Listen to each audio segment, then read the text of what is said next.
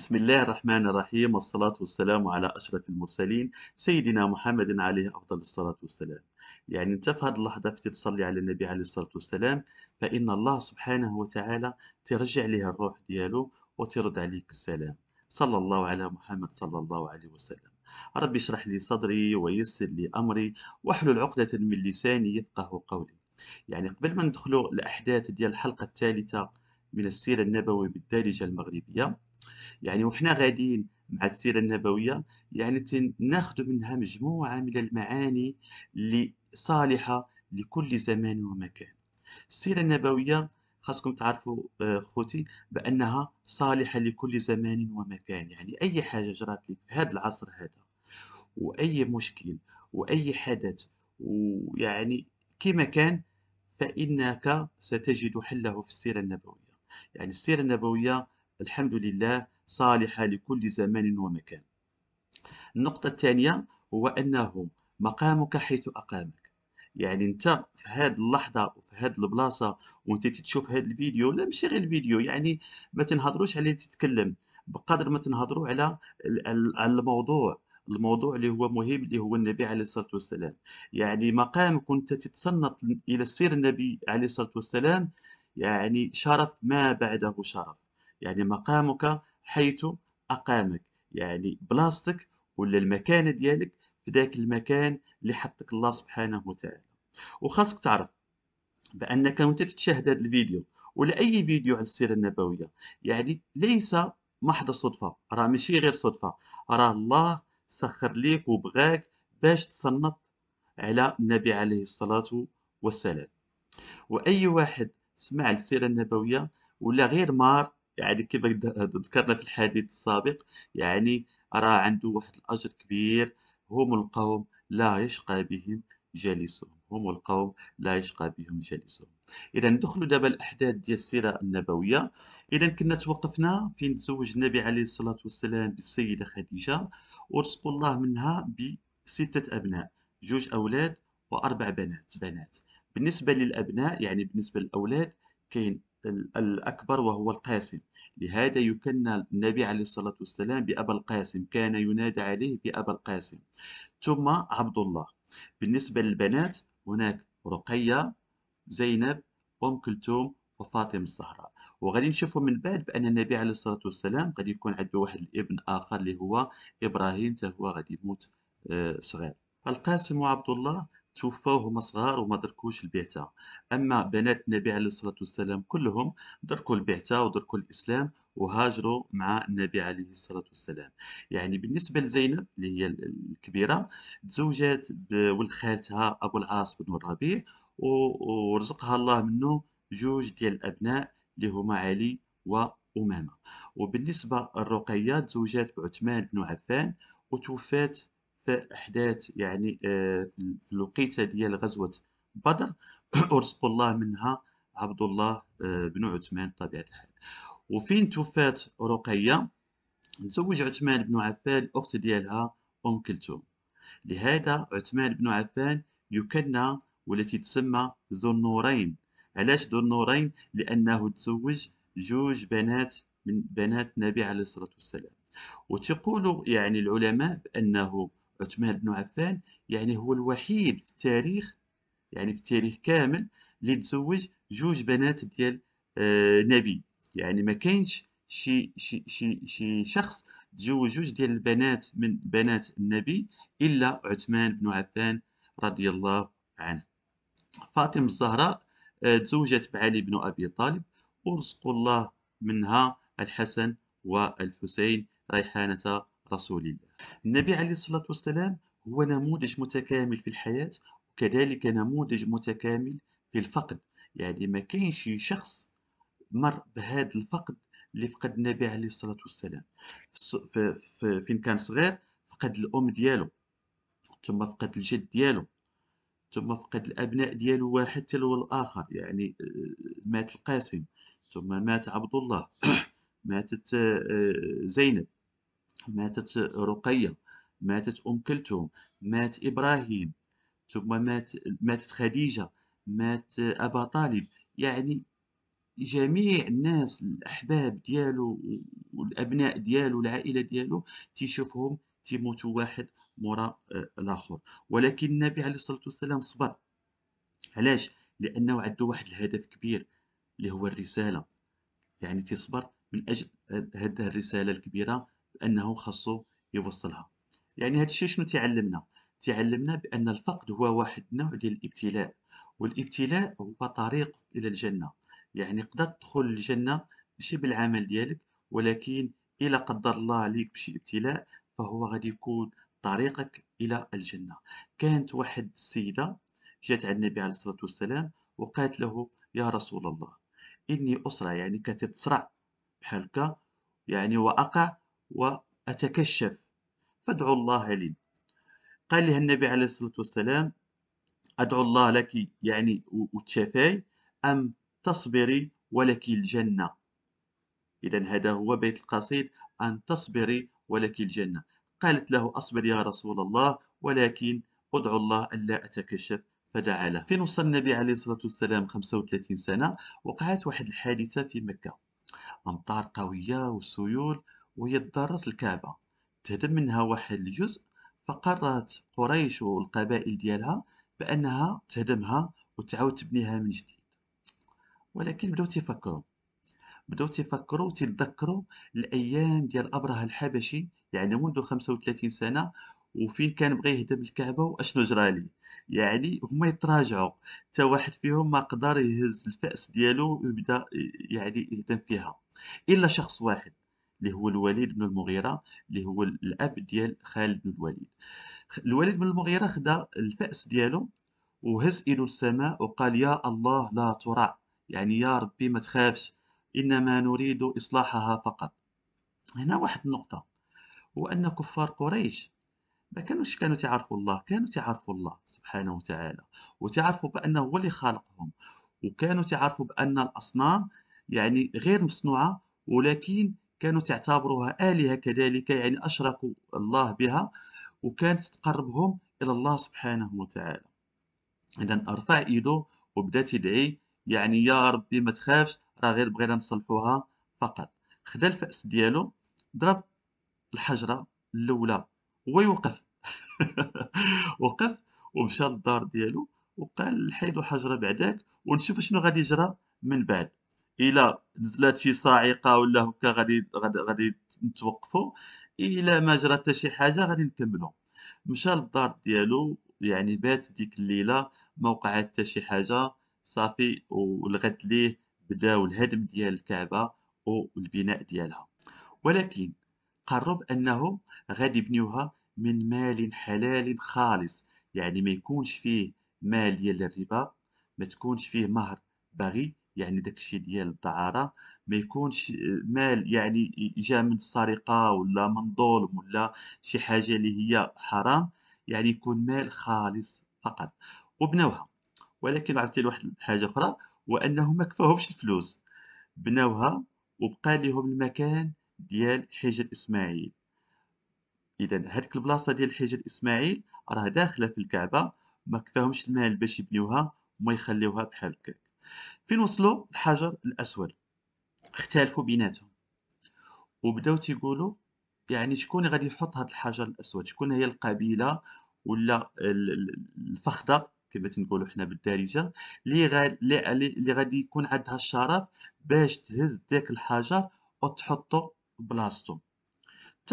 اختلفوا بيناتهم وكانت غتنوض واحد الحرب كبيرة بيناتهم، يعني وصلوا هزوا السلاح وكانوا بغا يتضاربوا بيناتهم، يعني ما بين البطون ديال قريش والقبائل ديال قريش.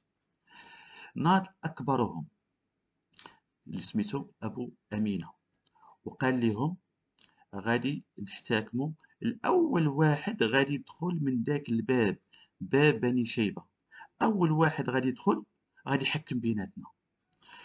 فيدخل النبي عليه الصلاة والسلام.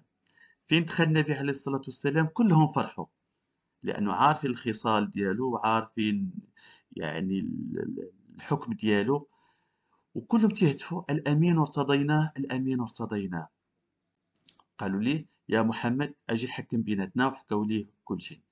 قال لهم: غتاخذوا واحد الثوب كبير. جابوا واحد الثوب كبير وجيبوا لي زعيم كل قبيلة، كل قبيلة من قبائل قريش يشد من قنت، يشد من بلاصة. وناض النبي عليه الصلاة والسلام بنفسه وهز الحجر الأسود وحطه في ذاك الثوب، ومشات يعني رؤساء القبائل كاملين هازين ذاك الحجر إلى الكعبة، وخدا النبي عليه الصلاة والسلام عاوتاني هز الحجر وحطه بلاصتو، كان ليه الشرف باش يحط هاد الحجر بلاصتو. ماشي النبي عليه الصلاة والسلام اللي كان عنده الشرف باش يهز الحجر الأسود، ولكن الحجر الأسود اللي تشرف بالحمل ديال النبي عليه الصلاة والسلام. إذا انطلاقا من هذه الحادثة ديال إعادة بناء الكعبة، تنحسوا بحال أن الكعبة المشرفة تتجدد الرسالة ديال النبي عليه الصلاة والسلام، والتي تستعد الرسالة ديال النبي عليه الصلاة والسلام اللي ما بقى لهاش بزاف، يعني باقيين 5 سنوات وتبدا الرسالة ديال رسول الله. وكذلك في هذه الحادثة بزاف ديال نقاط القوة ديال النبي عليه الصلاة والسلام. يعني فهو المبتكر، يعني ابتكر هذه الفكرة اللي هي كانت فكرة يعني حتى واحد ما طاحت عليه على البال.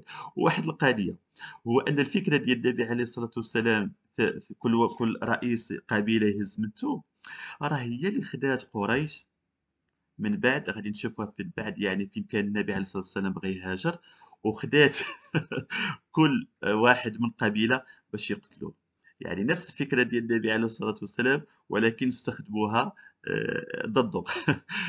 كان مبتكر وكان يعني احتوائي، حاول يحتوي جميع قبائل ديال قريش، يعني ما كانش يفرق بيناتهم، جمع بيناتهم كاملين. وكذلك كان تعرف كيفاش يتواصل، وكان مقنع.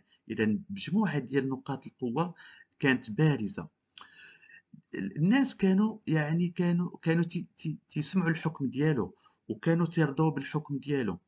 ولكن كيفاش فين غادي نشوفوا من بعد فين غادي يجيب الرسالة عليه الصلاة والسلام، كيفاش علاش كانوا تيكذبوه. هنا الله سبحانه وتعالى في كتابه الحكيم تقول لنا بأنه إنهم لا يكذبونك ولكن الظالمين بآيات الله يجحدون.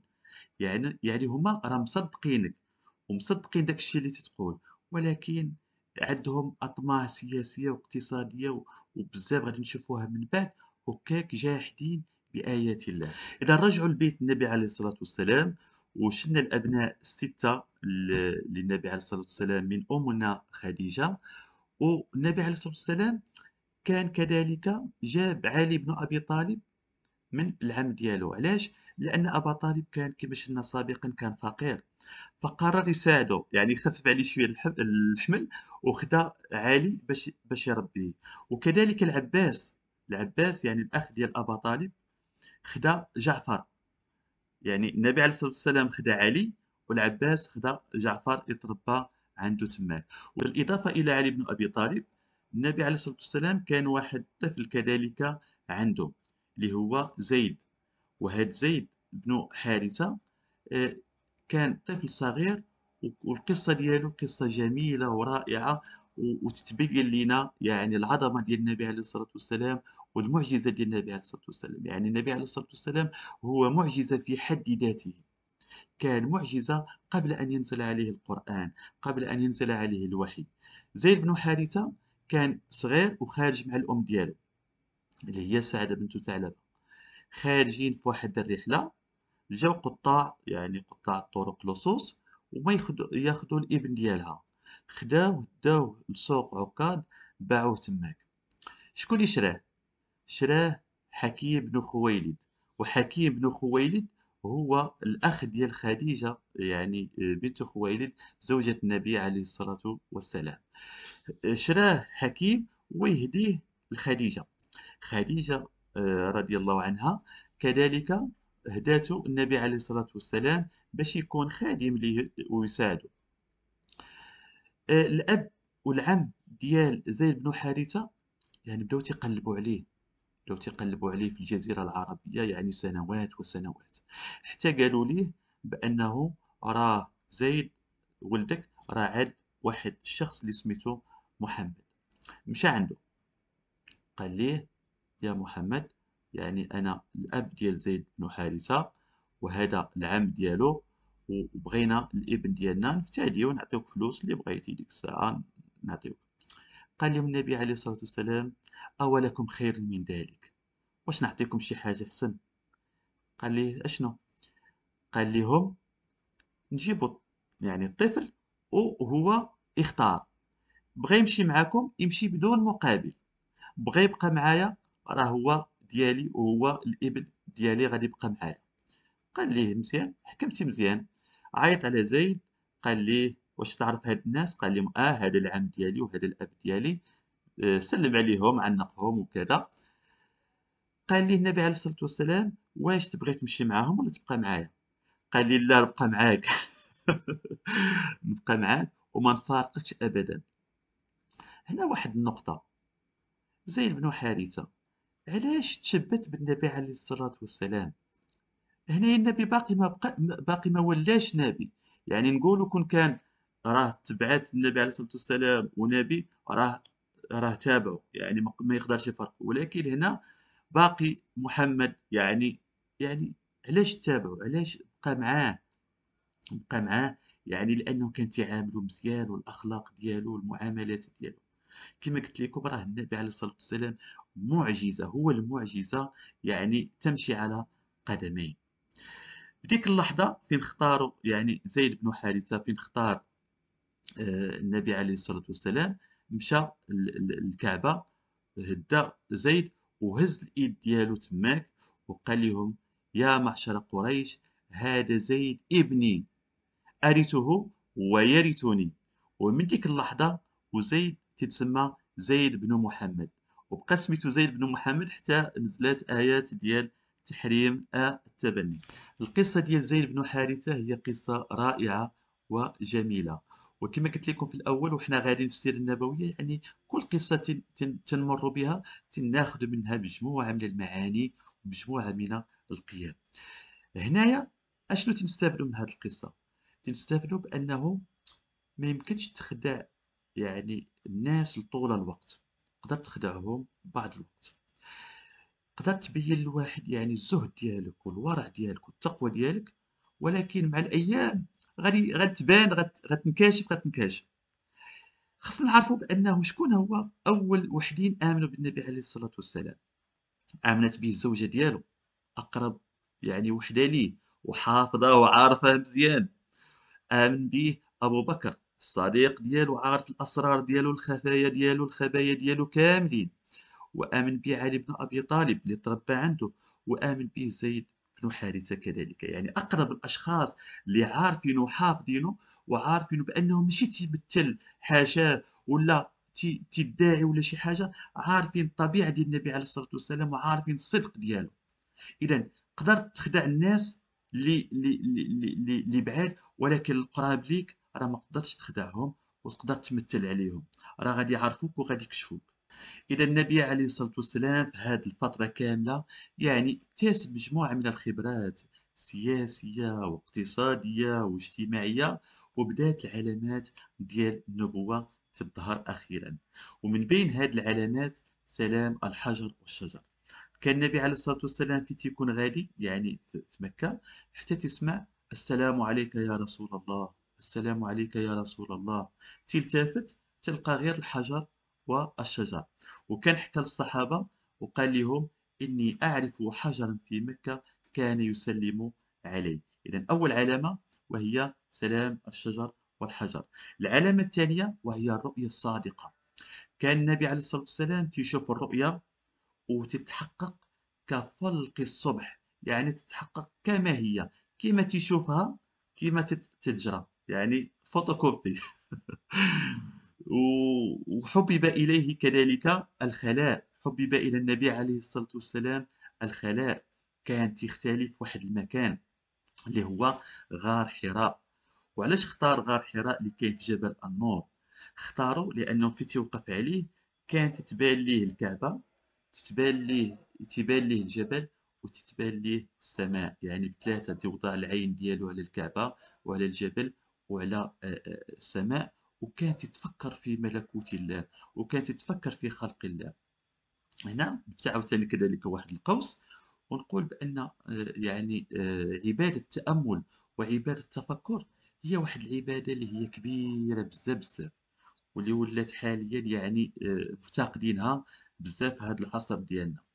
كان الحسن البصري رضي الله عنه كانت يقول: تفكر ساعة، يعني تفكر ساعة خير من قيام سنة. يعني تفكر في ملكوت الله سبحانه وتعالى وفي الخلق الله ديال سبحانه وتعالى ساعة خير من قيام سنة. كان النبي عليه الصلاة والسلام تبقى في غار حراء يعني ليالي كثيرة، يعني ليالي ذوات العدد. وكانت السيدة خديجة تاخذ الطعام وتطلع عنده الجبل نور غار حراء، وتتبقى معاه بعض الأيام. وفي إحدى الليالي يعني المظلمة وليست مقبرة، لأنه الوحي غادي ينزل في ليلة مظلمة، وغنعرفوا علاش، لأنه في الأواخر ديال رمضان تتكون ليلة مظلمة. نزل عليه الوحي، والوحي نزل على شكل شخص، يعني بني آدم، اللي هو كان ديما تيتجسد في شخصية ديال واحد الصحابي، دحية الكلبي. دحية ديما كان جبريل تيتجسد في شخصية دحية الكلبي. نزل عليه الوحي، وقف عليه تماك. يعني النبي عليه الصلاة والسلام تخلع، ناض جبريل شد النبي عليه الصلاة والسلام قوة، وضمه بقوة، يعني شدو عنقو بزاف ويطلقو حتى بلغ منه الجهد ويطلقو. وقال له: اقرأ. النبي عليه الصلاة والسلام قال لي: ما أنا بقارئ، يعني أنا أمي، يعني ما تنعرفش لا نقرا لا نكتب. شدو عاوتاني جبريل مرة أخرى، عنقو بقوة وضموا لي حتى بلغ منه الجهد، وقال له: اقرأ. قال لي النبي عليه الصلاة والسلام: ما أنا بقارئ، يعني ما تنعرفش نقرا، شنو اش غنقرا. خداه المرة الثالثة وعنقو بقوة واحتضنه بقوة حتى بلغ منه الجهد، وقال له: اقرأ. قال: ماذا أقرأ؟ اش غنقرا؟ هنايا جبريل عليه السلام قال ليه: اقرأ باسم ربك الذي خلق، خلق الإنسان من علق، اقرأ وربك الأكرم، الذي علم بالقلم، علم الإنسان ما لم يعلم. وكانت هذه هي أول الآيات اللي نزلت على النبي عليه الصلاة والسلام. النبي عليه الصلاة والسلام تخلع، هرب خرج، وبقى غادي حتى وصل عند خديجة، وتيقول لها: زملوني زملوني، غطيوني غطيوني، خايف تترعد. قالت ليه: مالك؟ ويحكي لها، وقال لها: إني خشيت على نفسي، يعني أنا خفت على راسي. يعني راه النبي عليه الصلاة والسلام راه حتى هو بشر، يعني تيخاف. هنا جا الدور ديال السيدة خديجة، اللي كان عندها دور كبير في تثبيت النبي، ويعني هدنات من الروع ديالو وساندته، وقالت ليه: أبشر، لا والله لا يخزيك الله أبدا، إنك لتصل الرحم، وتصدق الحديث، وتحمل الكل، وتكسب المعدوم، وتقري الضيف، وتعين على نوائب الحق. 6 خصال أخلاقية، ما فيهاش شي حاجة تعبدية. يعني هنا شنو تعني لنا هادشي؟ كل ما كانت أخلاقك مزيانة ما تخاف من حتى شي حاجة. ركز على الأخلاق ديالك، كل ما كانت أخلاقك يعني غادية مزيان فلا تخشى شيء. هنا كذلك القصة ديال غار حراء يعني تعلمنا مجموعة من المعاني، وأهم معنى فيها هو أنه هناك فتح بعد كل ضيق. يعني الله تفتح عليك في تكون هناك واحد الضيق. النبي عليه الصلاة والسلام كان في غار حراء اللي هو ضيق، ففتح عليه الله بالرسالة. غادي نشوفوا كان في واحد الدار الأرقم بن أبي الأرقم اللي هي صغيرة، وبدات الدعوة. وغادي نشوفوا كذلك فين حاصروه قريش في شعب بني هاشم، ثم فتح عليه الله سبحانه وتعالى برحلة الإسراء والمعراج. وكذلك غنشوفوا في الهجرة وفين هرب وتخبى في غار ثور، فتح عليه الله وأصبح قائد كبير، وانتشرت الرسالة في المدينة وفي الجزيرة العربية كلها. إذا من بعد ما هدنات السيدة خديجة النبي عليه الصلاة والسلام وطمناته، خداته ابن عمها ورقة بن نوفل. وورقة بن نوفل هو واحد الشيخ كبير، يعني تتجاوز 90 سنة، وكان أعمى ما كانش تيشوف، وكان نصراني، وكان عنده واحد العلم كبير ببعض الكتب السماوية مثل التوراة والإنجيل. قالت لي: يا ابن العم، اسمع من ابن أخيك. فالنبي عليه الصلاة والسلام بدا تيحكي لورقة بن نوفل داكشي اللي جرى ليه كامل، وورقة بن نوفل تيتصنت. فين كمل النبي عليه الصلاة والسلام قال ورقة بن نوفل قال: إنك لنبي هذه الأمة، إنك لنبي آخر الزمان، هذا هو الناموس الذي نزل على موسى، هذا هو جبريل اللي نزل على سيدنا موسى. يعني ورقة بن نوفل أول واحد كان تيقول النبي عليه الصلاة والسلام بأنك أنت نبي هذه الأمة. ثم قال لي: يا ليتني فيها جدعا إذ يخرجك قومك. هنا النبي عليه الصلاة والسلام تفاجأ، قال لي: أو مخرجيهم؟ يعني أنا اللي تيقولوا عليا الصادق الأمين ما غادي يصدقونيش وغادي يخرجوني؟ قال ليه ورقة: ما أتى أحد بمثل ما أوتيت به إلا عودي. يعني ما كاينش شي واحد تيجي بحال هادشي اللي تجيب انت اللي جبتي دابا الا غادي تعادى. كون هاني. وإذ يدركني يومك، يعني إلا وصلت اليوم ديالك، يعني فين أمرك الله، يعني باش الجهر بالدعوة. وإن يدركني يومك لاتبعتك.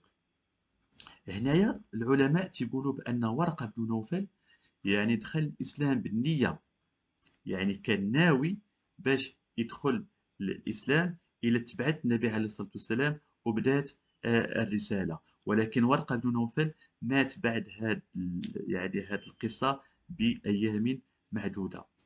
هنا كذلك واحد المعنى جميل، معنى رائع في ورقة بن نوفل وتعجبني الصراحة بزاف، هو أنه الإنسان ديما خاصو يسعى، ديما ما تبقاش تقول سي با ترو طار. يعني حنا بالفرنسي تقولوها بحال هكا، سي با ترو طار، يعني راه ماشي راك ماشي معطل. واحد تيقول لا راه وصلت 30 سنة، وصلت 40 سنة، 50 سنة، ما عندي تدور، ما عندي رسالة، ما عندي. ورقة بن نوفل يعني خلد في السيرة وخلد في التاريخ لهذا الموقف فقط. يعني اللي شلنا السيرة النبوية كاملة، ورقة بن نوفل مذكور غير في هذه البلاصة فقط. يعني خلد في السيرة من أجل هذا الموقف. وشحال كانت عنده 90 سنة، وكأن الله سبحانه وتعالى يعني عطاه غير هذا الدور باش يقول هذه الكلمات النبي عليه الصلاة والسلام ويموت من وراها. إذا عمرك ما تقول راني معطل، عمرك ما تقول لا راه باقي ما درت شي حاجة. إذا أنت عليك إلا السعي. إذا واحد الثلاثية خاصك ديما تبقى ماشي عليها: تقوى، إحسان، سعي. تقوى، إحسان، سعي، مشي بيهم بثلاثة، والله سبحانه وتعالى ما غادي يخيبكش. وما تقلقش، ما تقولش لا عندي 40 سنة 50 سنة باقي ما قدمتش، لا، غير تبع هاد الثلاثية هذه: تقوى، إحسان، وسعي، والله سبحانه وتعالى غادي يدير لك واحد الدور إن شاء الله في هاد الحياة. بعد هاد الأحداث تقريبا بأسبوع نزل جبريل على النبي عليه الصلاة والسلام مرة أخرى. النبي عليه الصلاة والسلام كان غادي حتى نزل عليه جبريل، لكن هذه المرة بصفته الملائكية، ماشي بصفته البشرية كما شفنا في غار حراء. نزل بصفته الملائكية يسد الأفق. النبي عليه الصلاة والسلام تشوف على اليمين تلقى جبريل، تشوف على اليسار تلقى جبريل، الأمام الفوق تلقى جبريل عليه السلام. ضرب جبريل عليه السلام بجناحه الأرض، يعني خرج واحد الينبوع ديال الماء، وعلم النبي عليه الصلاة والسلام الوضوء، وعلمه الصلاة. هنا عاوتاني غادي نوقف واحد الوقفة كبيرة على الصلاة. شنو خبرنا مع الصلاة؟ شنو الصلاة في القلوب ديالنا؟ شنو هي الصلاة بالنسبة لنا؟ عماد الدين، يعني داك العمود، الركيزة ديال هاد الدين كامل. خصنا نعرفوا بأن جميع العبادات ممكن ترفع عليك ويكون واحد التخفيف إلا الصلاة. الصيام إلا كنتي يعني مريض أو على سفر يعني ما يمكنش، ما غتصومش. الزكاة خاصها يوصل للنصاب. الحج لمن استطاع. إلا الصلاة ما يمكنش ترفع عليك. تصلي واقف، تصلي جالس، تصلي متكئ، تصلي بعينيك، يعني تصلي. يعني شنو أخبارك مع الصلاة؟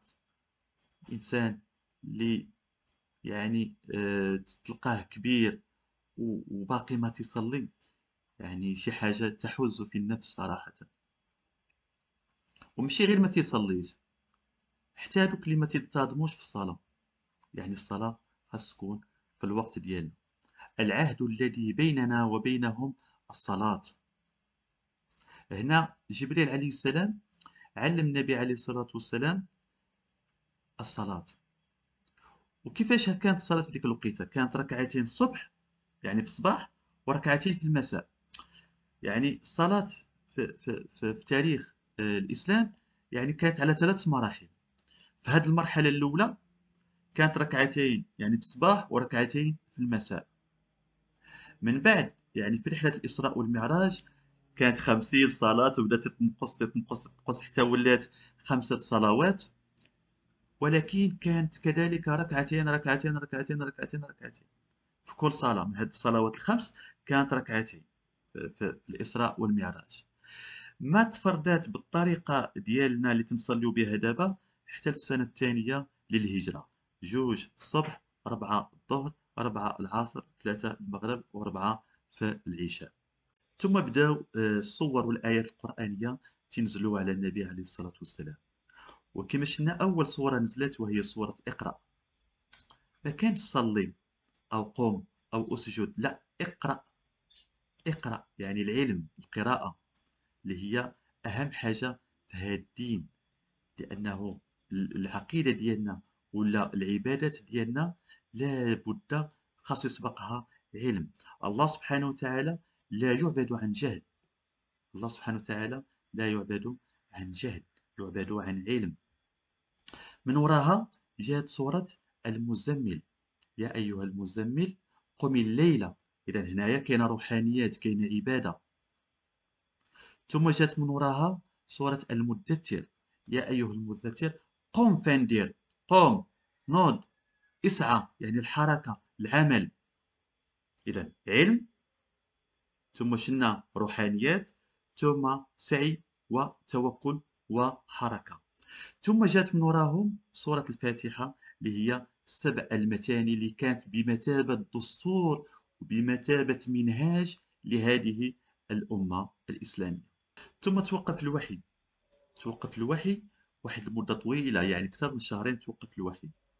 حتى النبي عليه الصلاة والسلام بدا تيشك في راسو، تيقول ياك ما الله سبحانه وتعالى بدلني، ياك ما غنفعش انا، ياك ما شاف شي واحد اخر بلاصتي. يعني النبي عليه الصلاة والسلام صراحة دخل في واحد الحالة قلق بزاف لمدة ديال أكثر من شهرين. حتى نزلات سورة الضحى. وسورة الضحى هي سورة جميلة وفيها واحد الطمأنينة وفيها واحد السكينة كبيرة بزاف. نزلات سورة الضحى على النبي عليه الصلاة والسلام: والضحى والليل إذا سجى ما ودعك ربك وما قلى. يعني ما خلاكش الله سبحانه وتعالى، ما ترككش الله سبحانه وتعالى، ما غيركش الله سبحانه وتعالى. ما ودعك ربك وما قلى، وللآخرة خير لك من الأولى، ولسوف يعطيك ربك فترضى. صورة رائعة وصورة جميلة جدا. إذا توقفوا هنايا، ونكملوا إن شاء الله في حلقة قادمة بحول الله. صلى الله على محمد صلى الله عليه وسلم، والسلام عليكم ورحمة الله وبركاته.